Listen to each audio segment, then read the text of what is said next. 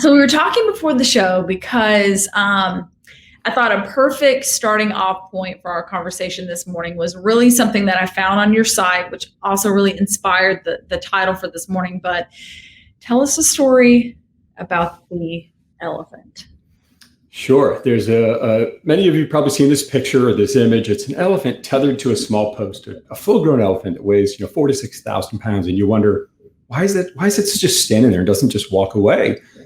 And the reason they don't is because since they were a baby elephant, they've been tethered to that post. So they've been conditioned, they've been taught that this is where I have to stand and where I'm stuck until my leader tells me otherwise. And I think it's a really great metaphor for how leadership can or cannot impact their team and how you help your team unleash or not unleash their gifts. And I just think it's a really interesting metaphor for that, because we can have that same impact as leaders. And part of what I try to do is help people create that environment where they do unleash the team and don't make them feel tethered to that post.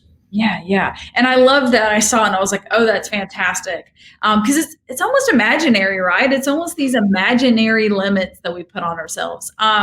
So I love that lead in. John, given that, how did you know that your services are really what the world needed? Like, how did you get involved in leadership and coaching and helping people kind of live outside of that tether, if you will?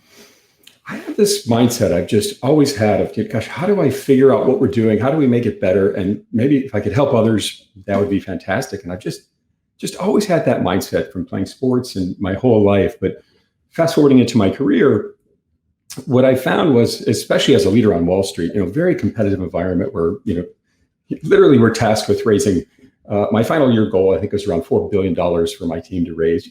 It takes a fair amount of time and energy to get that done. And what I found through some different reorgs and having different people coming on and off my team over the years was that as a leader, you're inextricably tied to leading change. The industry's changing, the environment's changing, the economy is changing, and you have to be able to pivot on a short notice. But what I also found is at the same time, change is what people probably fear the most. And so my whole concept is, if you can help people think in this serial innovation, or what I like to call optimizer mindset, constant incremental change, it gives them, one, the safe feeling of being able to deal with change because they're small steps, you're taking on big steps. And as they continue to do that, I have them share that with the team. Others see it happening. They think of different ideas, raise up the bar for, share it back with the team. And real example, someone takes an idea, I challenge them to find a better way to do what it is they're doing.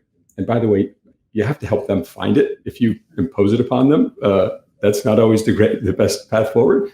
But if they can take the time, say 30, 60, 90 days to figure out a new process, idea, service, some way to execute, and then share it with the team, everyone else now can start at that sort of 90-day starting point. And so it becomes this environment where everybody raises up together and change just becomes part of the culture, as opposed to something, oh man, that we have to fear and be afraid of. And I've just found that to be really powerful. And small changes can lead into very big results over time. Mm-hmm, mm-hmm.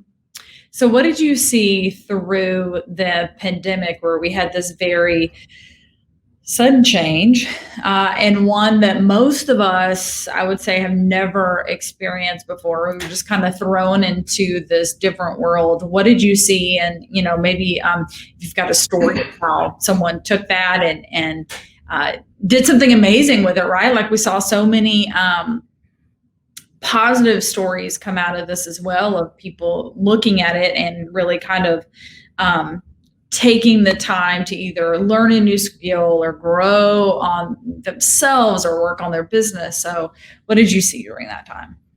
Well, I think, personally speaking, my favorite part would be writing a book. I took this chance to take the time to do that. But when I think about people that I've worked with over the years and coached and been a leader to, one of my favorite examples is a woman, Nicole. And sales executive, incredibly successful. Pandemic hits. Now these folks that were traveling salespeople, always meeting face to face, suddenly are staring at a Zoom screen. And it paralyzed a lot of people.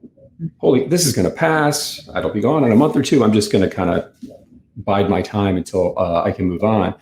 And Nicole dove straight in and just figured it out. And her mindset is just one of constant incremental change, which is great. And how do I improve my circumstance?